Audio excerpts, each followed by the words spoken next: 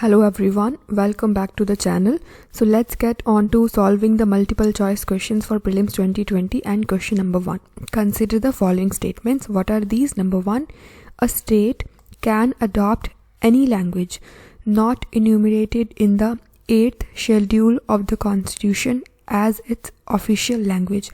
तो अगर कोई लैंग्वेज अगर हमारे 8th शेड्यूल में नहीं है तब भी स्टेट गवर्नमेंट उसको ऑफिशियल लैंग्वेज स्टेट का अडॉप्ट कर सकती है. This is what statement 1 is. Second is either English और any language along with English would be the link language for communication between two states. तो या तो इंग्लिश रहेगा या इंग्लिश के अलावा कोई और लैंग्वेज रहेगा as a link language for communication between two states. मतलब इंग्लिश तो रहेगा ही रहेगा. This is what statement number is trying to say. Third is all the proceedings in the Supreme Court have to be in English only. That's it. So which of the statements given above are correct? 1 only, 1 and 3 only, 2 and 3 only, or all of these? Now herein, do try to come up with the right answer, but either way, let's get on to the answer now. So basically statement number 3 is indeed correct, that yes, all the proceedings in the Supreme Court as of now have to be in English and English only and not any other language. तो English से ही होगा सारा proceeding. Only word लिखा है, that is also not making the statement incorrect. So this is an extreme statement, but then this is correct. This is indeed true. So please memorize it that all the proceedings in the Supreme Court supposed to be in English only. That's it. Now statement number 2 is incorrect. We'll see the explanation part, but let's get on to statement number 1 here, which is indeed correct, that a state can adopt any language not enumerated in the 8th schedule of the constitution as its official language. तो 8th schedule में तो 22 languages हैं. उसके अलावा आपका state कोई और as an official language adopt करना चाहता है जो कि 8th शेड्यूल में नहीं है तब भी की जा सकती है. So that's it. This is something to be memorised. Polity is little confusing at some times of course, but then with frequent revisions things really get into the our command. So let's not deviate. Basically statement number 2 is incorrect, and here lies the explanation that for time being the official language of the union would remain be the link language for communication between the union and the states or between various states. So इधर ऐसा बोलना चाह रहे हैं कि अगर कोई अभी स्टेट का लैंग्वेज नहीं है और no clarity has been brought in by the state, so for the time being temporarily the official language of the union, which is English, it would be serving as a link language between the union and states or between the states. But if there are states who otherwise agree to use Hindi, they can use Hindi as well for communication between themselves. Just to cite an example, let's say Punjab is to communicate with Tamil Nadu. Now Punjabis लोगों को भी हिंदी नहीं आता और तमिल को भी नहीं, तो वो क्या करेंगे, यूनियन का जो ऑफिशियल लैंग्वेज है इंग्लिश उसमें कम्युनिकेट करेंगे. But even in Rajasthan and Uttar Pradesh or in Bihar, people know Hindi very very well. So herein the communication can be between Hindi also instead of English.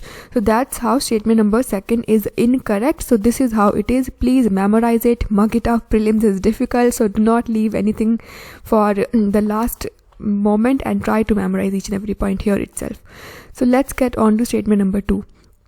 It says, with reference to biotic potential, consider the following statements. What are these? Number 1, it is the maximum rate at which a population can increase when environmental conditions are ideal. Alright. Second is, the biotic potential of a species varies with its frequency of reproduction and survival rate. So which of the statements given above are correct? 1 only, 2 only, both, or none? Now herein, even if you do not know the answer, still based on the terminology itself, that is biotic potential, you should be able to come up with the right answer here as well. So because in real exam we will not be knowing the answer to all of the questions, so guesswork has to be there. So let's not deviate. Do try to come up with the right answer, but either way, let's see the answer now. So basically both of these statements are correct. Potential means the capacity to do what? Biotic potential. That means the capacity to increase its population when you are having congenial conditions. So the maximum rate at which a population can increase when environmental conditions are ideal is indeed the biotic potential. So here lies the explanation that population vary in their capacity to grow. That's so obvious. The maximum rate at which a population can increase when there is a condition here, when resources are unlimited and environmental conditions are ideal, perfect. So this is termed as the biotic potential, because I think there is the common saying that if you let the poultry grow at its natural rate, then because their biotic potential is very high, so they're gonna overtake even the human beings. So it's a joke kind of thing, that it's, so I think it's not a very good joke. So let's get on to what we are studying. So herein, second statement is not related to the question per se, but let's look at this detail as well, that yes, each species will have a different biotic potential due to variations in the species reproduction span. So basically, what is the reproduction span? That means how often the individuals are reproducing, the frequency of reproduction. That is how often they are reproducing. How much is the litter size, that is how many offsprings are born each time, and what is their survival rate, it means how many offspring survive to reproductive age. Just to cite an example, we know we often see there is a high reproduction rate among the kittens and the dogs, but then survival rate is not very high. So that's how each and everything is important, and we have studied what the biotic potential is, and the only condition is that we are to give them the ideal atmosphere, congenial condition to grow. So that's it. I think this much explanation is enough, and if you haven't gotten over it, do let me know in the comment section. We'll go through this question once again. So let's see the question number 3. Consider the following statements regarding the Paris Convention for the Protection of Industrial Property. The Paris Convention, that is on to what? On to industrial property protection. इसके बारे में हमें 3 statements given है. Number 1, it's a multilateral treaty that deals with patents, trademarks and industrial designs. Alright. Second is, it is administered by the World Intellectual Property Organization, that is WIPO.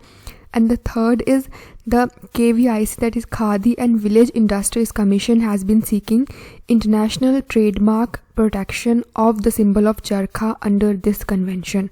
So lot to digest, but do read it on your own and try to come up with the right answer, because it's really important. So which of the statements given above are correct? 1 and 2 only, 2 and 3 only, 1 and 3 only, or 1, 2 and 3 only? So herein, all of these statements are correct. This question is just to make us memorize the 3 important details of the Paris Convention for Protection of Industrial Property. So yes, it's a multilateral treaty on to patents, trademarks and industrial designs. Yes, it is indeed administered by the WIPO, that is World Intellectual Property Organization. And yes, Khadi, that is KVIC, is actually trying to make sure that charkha gets the protection or a trademark protection under this Paris Convention. So all of these statements correct. There is one additional detail, that this convention was adopted in 1883. So it's not a recent one, so please memorize this detail as well. So let's get on to the last question now, which is an application based. Which of the following could increase the money supply in the economy? तो economy में money supply कैसे बढ़ सकती है? Number 1, waiving of cash reserve ratio requirement on housing and MSME loans.